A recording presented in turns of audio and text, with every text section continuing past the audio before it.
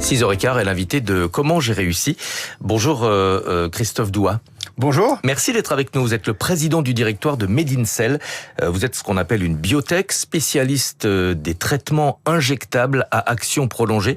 Pour faire simple, c'est une injection sous la peau qui libère progressivement un traitement pendant plusieurs semaines, voire pendant plusieurs mois.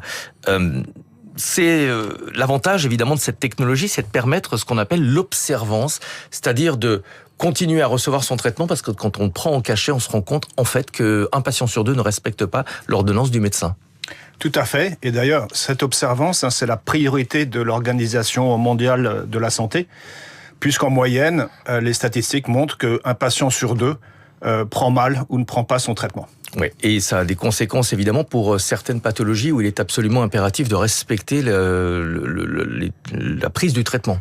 Alors, on pense évidemment à notre première indication, la schizophrénie, 1% de la population.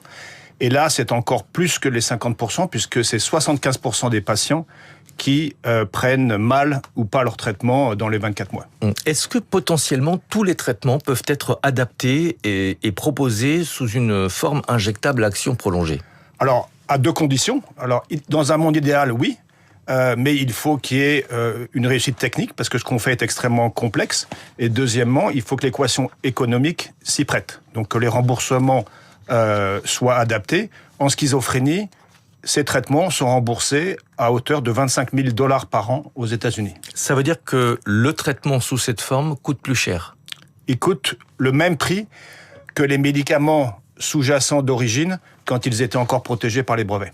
Quelle est la précision du dosage lorsque le traitement est administré de cette manière ? Est-ce qu'il reste constant au fil des semaines ? J'imagine que c'est la principale difficulté. Exactement, c'est ça qui fait toute la complexité. Très très peu de sociétés arrivent à maîtriser ce genre de technologie et on est devenu la société la meilleure dans le monde dans notre créneau aujourd'hui. Alors, justement, comment ça fonctionne ? Comment est-ce que vous permettez d'avoir un traitement délivré avec à peu près le même dosage au fil des semaines ? Alors, la formulation, dès qu'elle est injectée, se solidifie immédiatement sous la peau et les polymères qui la constituent encapsulent le médicament.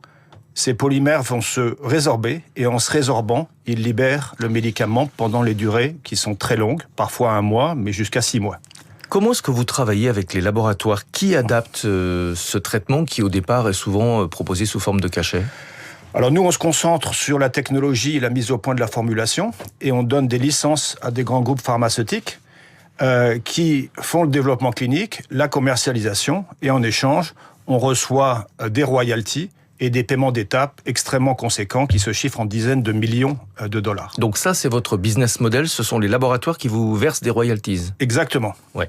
En nombre d'employés, vous êtes une PME, mais vous êtes aussi une entreprise cotée en bourse.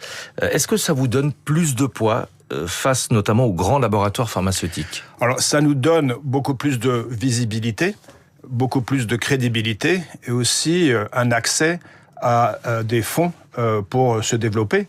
Bien qu'aujourd'hui, on en a moins besoin puisque nous devrions atteindre la profitabilité l'an prochain. Et est-ce que ça vous aide aussi en termes de financement Oui. d'être coté en bourse ? Je veux dire, est-ce que c'est plus facile d'aller discuter avec des fonds d'investissement lorsqu'on a pignon sur rue, j'ai envie de dire, sur les marchés financiers ? Bien sûr, parce que dès qu'on est coté en bourse, notre titre a de la liquidité, donc les investisseurs peuvent rentrer, sortir.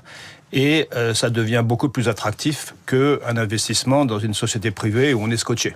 Est-ce qu'aujourd'hui vous êtes à la recherche de financement pour vos prochains développements ?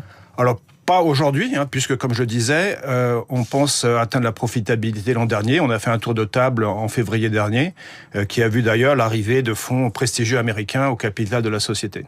Mais j'imagine que sur la feuille de route, il y a aussi d'autres traitements que la schizophrénie. Oui, bien sûr. Dans le pipeline, comme on dit. Alors, beaucoup de traitements s'y prêtent. Dans le champ du système nerveux central, il y a d'autres maladies un jour qui s'y prêteront, comme Alzheimer, comme Parkinson. Les chiffres prédisent que ce champ des injectables longue action va passer aujourd'hui d'une 15aine de milliards de dollars par an à une 50aine dans 10 ans. Et donc, on veut vraiment être lead sur ce créneau-là dans les années qui viennent. Bravo pour cette innovation et les conséquences évidemment pour les patients. Et merci beaucoup d'être venu ce matin sur Radio Classique. Christophe Douat, président du directoire de Medincell. 6h20 sur Radio Classique, les classiques de l'économie comme tous les matins, c'est avec Nathalie.